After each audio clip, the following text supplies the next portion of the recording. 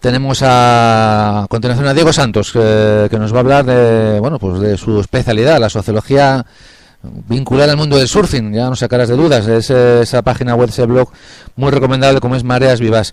Diego, todo tuyo el micro. Muchas gracias, Roberto.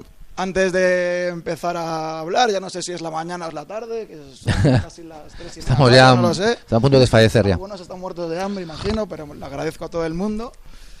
Especialmente quiero tener unas palabras para las ponencias anteriores que me han parecido magníficas, ha sido brillante y para mí es un orgullo pues poder compartir escenario, ¿no? Primero con el presidente de la Federación Española, ¿no? Todo un embajador del mundo del surf. Luego con Guillermo Alonso y el Campeonato de Madrid que están organizando. Yo soy un gallego, esto es un poco raro y llevo ya viviendo aquí 3 años seguidos y en total a lo mejor llevo 7 y me resisto a censarme en la ciudad, entonces no podría competir nunca, aunque yo soy bodyboarder, entonces ya creo que con amateur o algo la así, cosa cambia. Bueno, habría que plantearse la posibilidad del año que viene que incluyan alguna nueva modalidad por ahí. ¿Se planteará? Y también pues la magnífica exposición que ha tenido Jesús Barrón, que espero que me invite, que ya que estoy aquí y subo poco a la playita, pues el río puede ser un... En el río, ¿no? Sí, claro, también por supuesto unas palabras de agradecimiento a Chema, que acaba de entrar ahora, que le tengo que agradecer que me haya dado la oportunidad de estar aquí delante de todos vosotros, y por supuesto a ti, Roberto, que siempre me tratas con un cariño excepcional. Bueno, oye, bien. Entonces, una cañita, luego una cañita. Por presentarme un poquito, pues yo me llamo Diego Santos y pues como bien decía Roberto al principio, igual vengo aquí un poco desde una perspectiva un poco más académica del surf, porque he tenido la fortuna de ser doctor en sociología con una tesis doctoral que se llama El mundo sobre las olas, perspectiva de desarrollo turístico a través del surfing. Entonces era un poco así, pues una cosa muy pasional. No sé si alguien sabe lo que es la sociología, sé que es un término un poco complejo, igual alguno en el público se quiere aventurar a decir algo, pero no, creo que claro, es que hay hambre y tal. Bueno, por ser así un poquito simple, que los términos en realidad son mucho más complejos, pues siempre me gusta hacer una comparación, como que la psicología estudia al individuo y la sociología pues un poquito más a la colectividad, ¿no? Entonces, pues también me gusta a veces citar, así como si fuera yo también alguien, pero no. Y me gusta una frase de un filósofo madrileño que se llama Ortega y Gasset y decía: yo soy yo y mis circunstancias, ¿no? Pues las mías me llevaron a la playa cuando tenía 18 años, yo ya era alumno de sociología y en la playa pues empecé a comprender lo que era la sociología, ¿no? Entonces, yo no sé, cada uno de vosotros habéis llegado a la playa, habréis visto unas vivencias y pues muchos se fijarían, bueno, pues me gusta poner siempre esta imagen, ¿no? Y quizás muchos pues se fijarían aquí, bueno, es pipeline, un tío entubando, un montón de, para la gente que no lo puede ver la foto, un chico entubando, un montón de fotógrafos y un montón de gente en la playa también, ¿no? Entonces, es muy posible que la gente pues se fijase en la ola, en el performance del surfista y tal, pero yo pues veía otra cosa, ¿no? Veía un entramado social ahí y decía yo: ¿y esta gente cómo se relacionará? Pues también veía muchos tatuajes, algunos muy parecidos, luego un lenguaje un poco de argot y pues me llamaba mucho la atención, ¿no? Entonces me empecé a estudiar un poquito lo que es la cultura o la subcultura del surf. Tiempo después tuve la oportunidad de ser becario Tour Spain, que no sé si sabéis lo que es Tour Spain, es el organismo que promociona a España como destino turístico en la oficina de Singapur. Entonces estuve 2 años allí, aprendí muchísimo sobre turismo, pero también para mí como surfista pues fue una oportunidad de descubrir lugares y olas que no los había ni soñado, ¿sabes? Ves vídeos de Padán Padán y dices tú: yo ahí nunca voy a estar, y de repente un día estás, el primer día estás como un poco acojonado, pero luego bajas, ¿sabes? Y ahí es cuando se mejora un poco. Entonces, bueno, pues Bali y otros muchos sitios.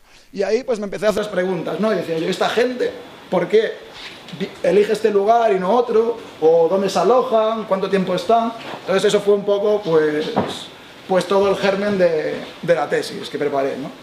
Sin embargo, la sociología, para poder hablar un poquito de la etapa presente, pues muchas veces tiene que recurrir a la historia. Entonces, pues he considerado oportuno rescatar algunas imágenes para hacer un breve repaso de lo que sería la historia del surfing moderno, ¿no? El surfing moderno sin Hawái pues no tiene ningún sentido. Entonces he puesto una primera foto en la que vemos un nativo hawaiano en taparrabos con una laya y con el Diamond Head de fondo, ¿no? Esto fue un poco la imagen que se encontraron los misioneros calvinistas cuando fueron a evangelizar Hawái. Entonces, claro, veían a este chico allí tirado en la playa y surfeando, pues dijeron, nada, vosotros aquí ni religión capú ni nada, a trabajar en la caña de azúcar y a producir, ¿no? Entonces me parece como que es el momento pues histórico por excelencia del surf.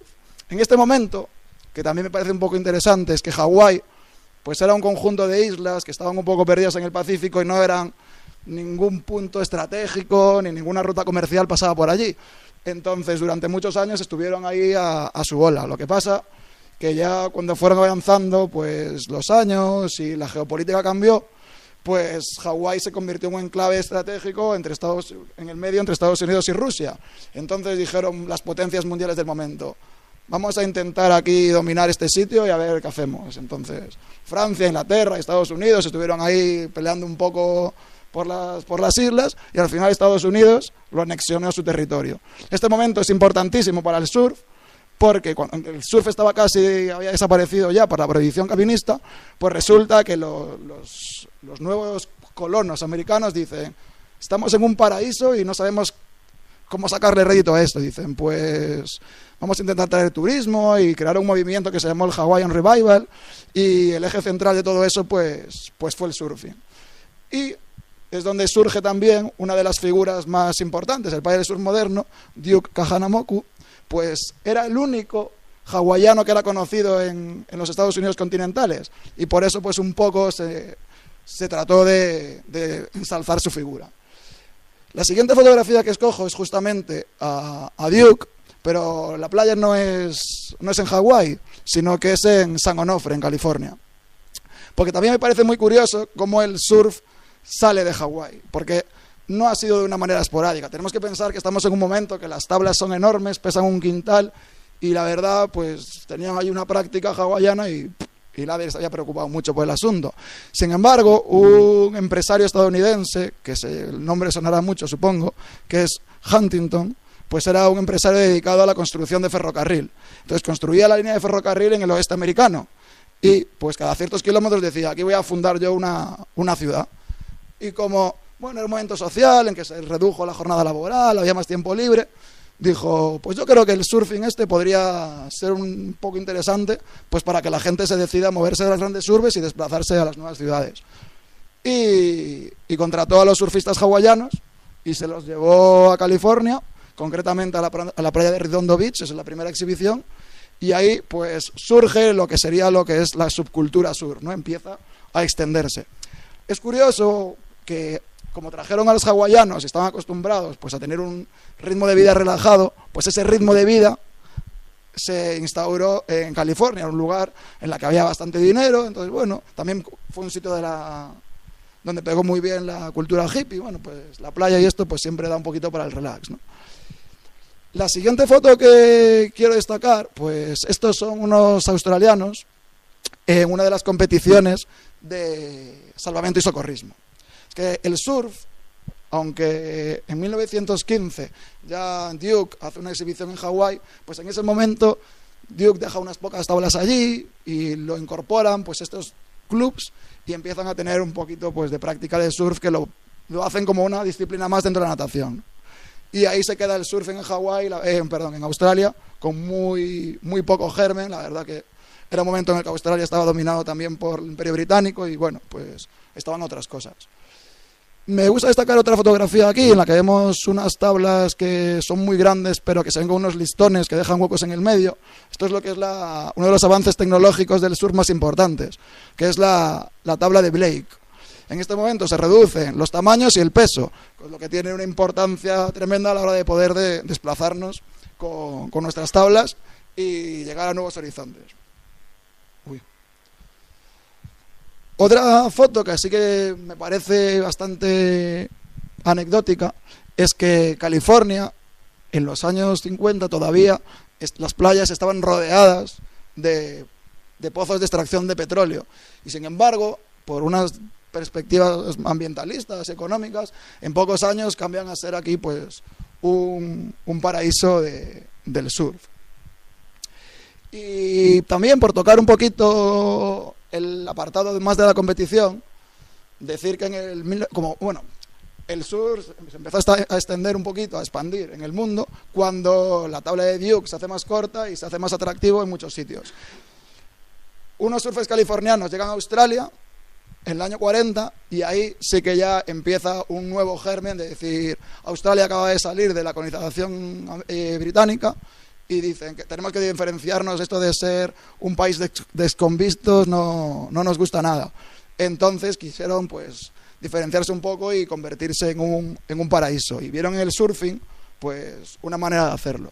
Lo que pasó es que todavía estaban bastante influenciados por la tradición británica y no concibieron el surf como una práctica deportiva como en Hawái, que era bueno, de cuando los dioses lo quieran, vienen unas olas y nos desplazamos sobre ellas místicamente. No, aquí era una conquista sobre la naturaleza, que fue muy importante porque cuando el surf se extendió y empezaron los primeros campeonatos, en concreto en 1964, pues los australianos dominaban el circuito por completo. De hecho, de los 15 primeros campeonatos del mundo, pues 3 solo son americanos, el resto son de otros lugares. Y bueno, pues la foto esta que nos deja ver claro un poquito cómo luego ha evolucionado, y poniendo en el último lugar sobre el surf de competición a una persona que no puede faltar nunca cuando se habla de surf, ¿no? Que es el gran Kelly Slater, que posiblemente ya no es que sea el mejor surfista de todos los tiempos, es que posiblemente sea uno de los mejores atletas de la historia. Perdón. Como el tema que nos aborda está vinculado con los Juegos Olímpicos, pues también he considerado hacer un pequeño repaso histórico de lo que son los Juegos Olímpicos. Yo no sé si muchos lo sabíais, yo la verdad, leyendo sobre esto me he llevado bastantes sorpresas gratas, y he rescatado primero una imagen en la que se ve, pues bueno, los que eran los Juegos Olímpicos de la Antigüedad, que era, bueno, pues he puesto los años porque se celebraron desde 776 a.C. al 394 después de Cristo. Estos eran unos acontecimientos deportivos que se celebraban en la ciudad de Olimpia cada 4 años. Entonces, las ciudades atenienses, griegas, pues enviaban, bueno, en aquel momento no había deportistas, era gente que trabajaba en el campo, eran herreros y así, y luego los mandaban a luchar, a correr o lo que fuera. Entonces, durante estos eventos había lo que se llamaba la paz, no podía haber guerra, y aquellos que resultaban vencedores se le ponía una corona de olivo y llegaban con todos los privilegios a su pueblo, hasta tal punto que nunca más tendrían que trabajar. Era como lo máximo a lo que podría aspirar un ciudadano libre, porque ni los esclavos ni los bárbaros podían participar en estos eventos, ¿no?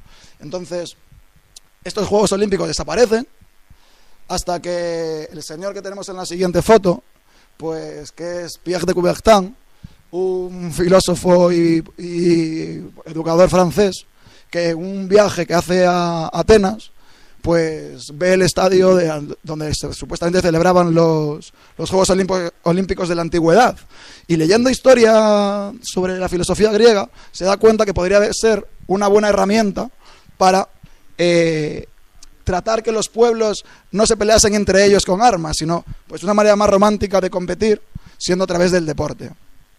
Su idea fructifica y se celebran los primeros Juegos Olímpicos de la historia moderna en 1896.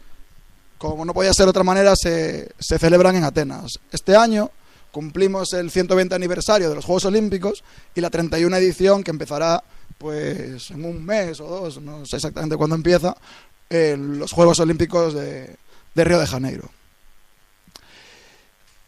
Por vincular un poquito el surf y los Juegos Olímpicos, decir que Duke, el chico de la playa del que hablábamos antes, hawaiano, era competidor en varias disciplinas de natación, incluso en waterpolo, y fue el primer surfista pues en sentir ese espíritu olímpico.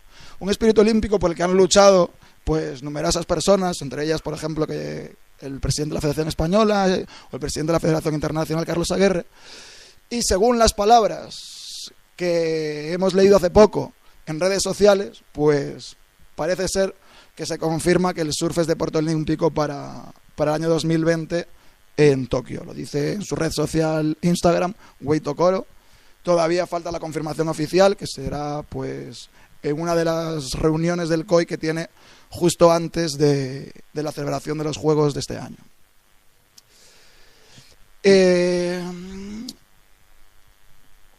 Hemos visto que puede ser un hito que los Juegos Olímpicos tengan la modalidad del surf, el deporte del surf, pero no es el único hito reseñable que tenemos en la actualidad, sino que a mí me parece destacable pues que cada vez hay más o mejores maneras de producir olas de manera artificial, ¿no? He rescatado pues dos de las más famosas. La primera es una foto de lo que se llama una ola artificial estática, que significa una pared que recibe unos chorros de agua y forma una ola.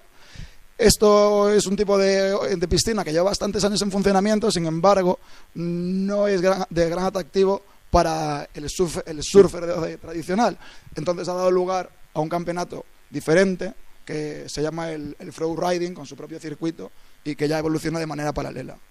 Y he querido rescatar también pues otra foto de lo que se llaman olas estáticas dinámicas, que reproducen de manera idéntica las olas del océano.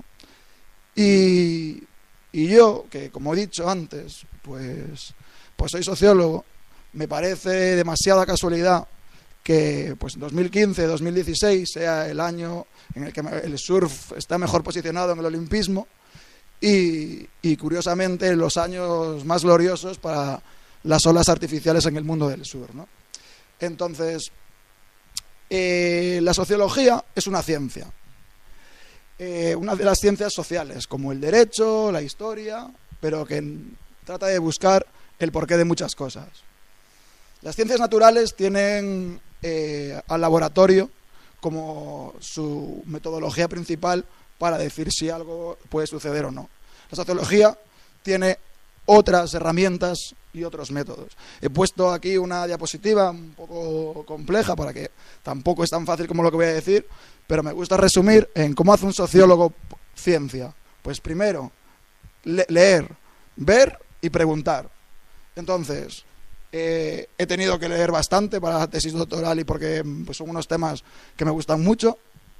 Como he dicho antes, yo soy de Pontevedra, allí olas artificiales poco, he visto la ola artificial de Singapur, entonces he tratado de ir a la sede de Wave Garden, que está cerca de Orio, pero al final no se ha podido concretar, y entonces me quedaba la opción de preguntar. Es tan sencillo y tan complejo como encuestas y entrevistas.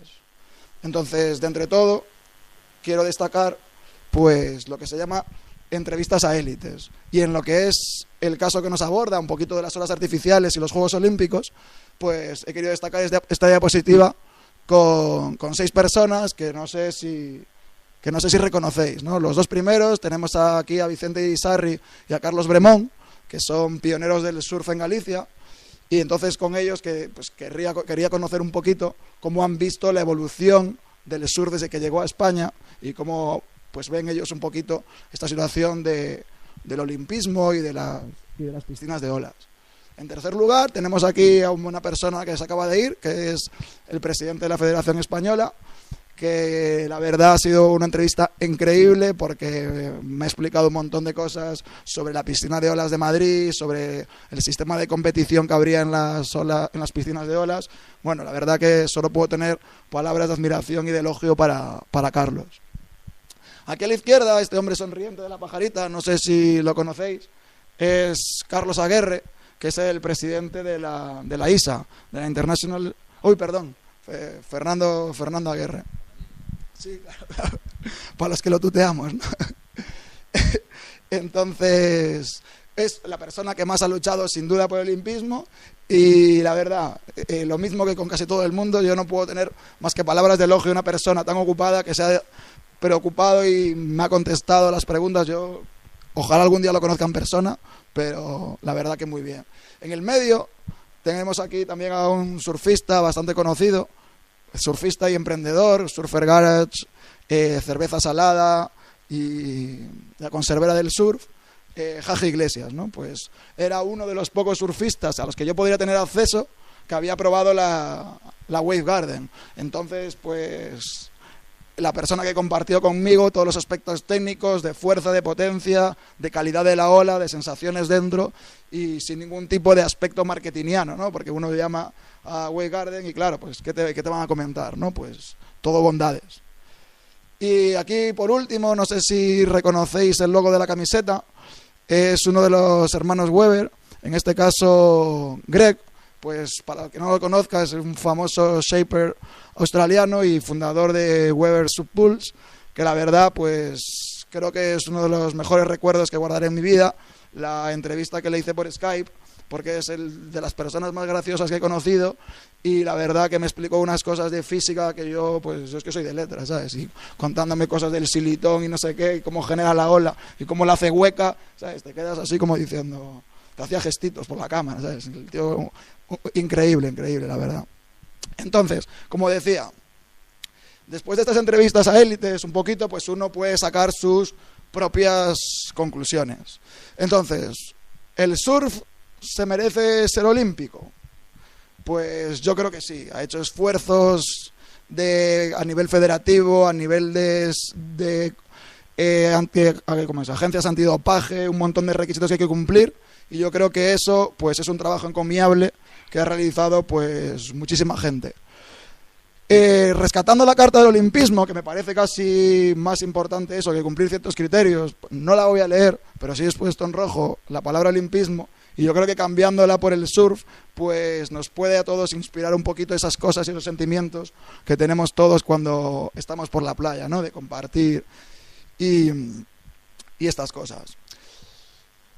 ¿Qué pasa con los Juegos Olímpicos? Pues que es muy complicado convertirse en deporte olímpico, porque la normativa dice que solo hay 28 deportes en cada edición de los Juegos.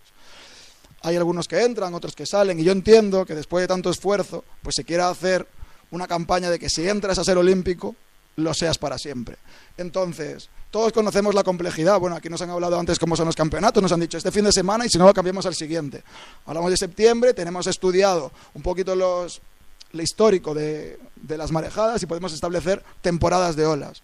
Los Juegos Olímpicos te dicen un mes en un lugar. Es decir, aunque haya playa, es muy complicado poder garantizar que vaya a haber olas en ese lugar. Entonces, pues, ¿pueden ser la solución las piscinas de olas?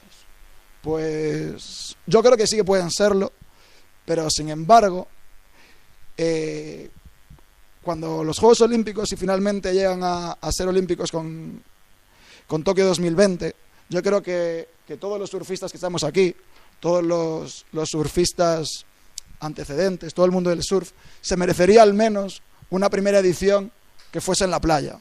Es decir, el campeón yo creo que merece que le pongan la medalla de oro en la arena, delante de las olas en las que ha ganado y delante de su público, con un sistema de competición tradicional, porque en las piscinas de olas cambiará completamente el sistema de competición. Yo creo que todo el mundo se lo merece. Ya no solo tampoco el ganador, sino, por ejemplo, esos surfistas de Japón, ¿no? Que han tenido la catástrofe de Fukushima hace un par de años con sus olas, pues que quizás no están en las mejores condiciones ambientales, pues yo creo que por ellos el movimiento olímpico del surf debería darles la oportunidad de celebrarse en el mar. Aparte de todo esto, también he leído recientemente en la prensa que la construcción de la Villa Olímpica va a acabar con bastantes olas de la zona de Tokio. Me parece una cosa como una aberración que es complicadísimo de gestionar, ¿no? Leer todas estas cosas románticas y de repente, pues bueno, que una cosa tan simple como pues ser sostenible, pues no lo hagan ni estos eventos tan importantes. Y simplemente, pues así a modo de finalizar, que está claro que las temporadas de olas vienen fijadas, igual no hay olas. El surf es una industria y parece que está apostando fuertemente por las piscinas de olas. Sin embargo, pues hay otro sistema de olas artificiales que son los arrecifes artificiales. Y los nuevos arrecifes pues se adaptan perfectamente a la fuerza y dirección del mar de fondo, capaces de generar olas incluso con la mínima potencia. Entonces yo creo que es una alternativa más que digna para Japón 2020, para Tokio 2020, si finalmente el surf se incluye como deporte olímpico. Y ya para finalizar, quiero hacer mías las palabras del rey de Grecia durante la inauguración de los Juegos Olímpicos, los primeros Juegos Olímpicos de la era moderna, que es que lo esencial en la vida no es vencer, sino luchar bien. Y con esto, pues, si alguien tiene alguna pregunta, pero doy por finalizado. Un fuerte aplauso.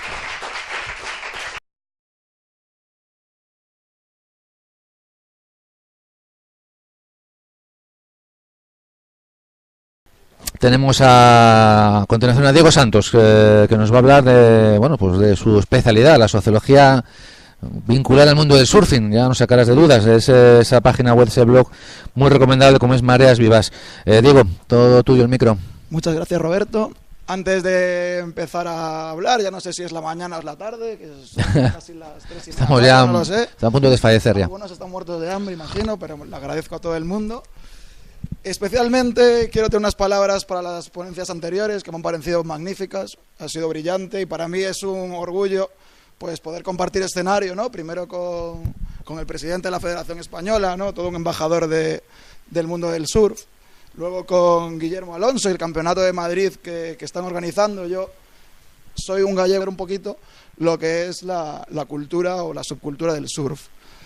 Tiempo después tuve la oportunidad de ser becario Tour Spain, que no sé si sabéis lo que es Tour Spain, es el organismo que promociona España como destino turístico en la oficina de Singapur. Entonces estuve 2 años allí, aprendí muchísimo sobre turismo, pero también para mí como surfista pues fue una oportunidad de descubrir lugares y olas que no los había ni soñado, ¿sabes? Ves vídeos de Padán y dices tú, yo ahí nunca voy a estar. Y de repente un día estás, el primer día estás como un poco acojonado, pero luego bajas, ¿sabes? Y ahí es cuando se mejora un poco. Entonces, bueno, pues Bali y otros muchos sitios. Y ahí pues me empecé a hacer preguntas, ¿no? Y decía yo, ¿esta gente por qué elige este lugar y no otro? ¿O dónde se alojan? ¿Cuánto tiempo están? Entonces eso fue un poco, pues todo el germen de la tesis que preparé, ¿no? Sin embargo, un poco desde una perspectiva un poco más académica del surf, porque he tenido la fortuna de ser doctor en sociología con una tesis doctoral que se llama El mundo sobre las olas, perspectiva de desarrollo turístico a través del surfing. Entonces era un poco así, pues una cosa muy pasional. No sé si alguien sabe lo que es la sociología, sé que es un término un poco complejo, igual alguno en el público se quiere aventurar a decir algo, pero no, creo que claro, es que hay hambre y tal. Bueno, por ser así un poquito simple, que los términos en realidad son mucho más complejos, pues siempre me gusta hacer una comparación, como que la psicología estudia al individuo y la sociología pues un poquito más a la colectividad, ¿no? Entonces, pues también me gusta a veces citar, así como si fuera yo también alguien, pero no. Y me gusta una frase de un filósofo madrileño que se llama Ortega y Gasset y decía, yo soy yo y mis circunstancias, ¿no? Pues las mías me llevaron a la playa cuando tenía 18 años, yo ya era alumno de sociología y en la playa pues empecé a comprender lo que era la sociología, ¿no? Entonces, yo no sé, cada uno de vosotros habéis llegado a la playa, habréis visto unas vivencias y pues muchos se fijarían, bueno, pues me gusta poner siempre esta imagen, ¿no? Y quizás muchos pues se fijarían aquí, bueno, es pipeline, un tío entubando, un montón de, para la gente que no lo puede ver la foto, un chico entubando, un montón de fotógrafos y un montón de gente en la playa también, ¿no? Entonces es muy posible que la gente pues se fijase en la ola, en el performance del surfista y tal, pero yo pues veía otra cosa, ¿no? Veía un entramado social ahí y decía yo, ¿y esta gente cómo se relacionará? Pues también veía muchos tatuajes, algunos muy parecidos, luego un lenguaje un poco de argot y pues me llamaba mucho la atención, ¿no? Entonces me empecé a estudiar, esto es un poco raro y llevo ya viviendo aquí 3 años seguidos y en total a lo mejor llevo 7 y me resisto a censarme en la ciudad, entonces no podría competir nunca, aunque yo soy bodyboarder, entonces ya creo que con amateur o algo la así, cosa cambia. Bueno, habría que plantearse la posibilidad del año que viene que incluyan alguna nueva modalidad por ahí. ¿Se planteará? Y también pues la magnífica exposición que ha tenido José Luis Barrón ahora, Jesús Barrón, que espero que me invite, que ya que estoy aquí y subo poco a la playita, pues el río puede ser un... En el río, ¿no? Sí, claro, también por supuesto unas palabras de agradecimiento a Chema, que acaba de entrar ahora, que le tengo que agradecer que me haya dado la oportunidad de estar aquí delante de todos vosotros y por supuesto a ti, Roberto, que siempre me tratas con un cariño excepcional. Bueno, oye, bien. Entonces, una cañita, luego una cañita. Por presentarme un poquito, pues yo me llamo Diego Santos y pues como bien decía Roberto al principio, igual vengo aquí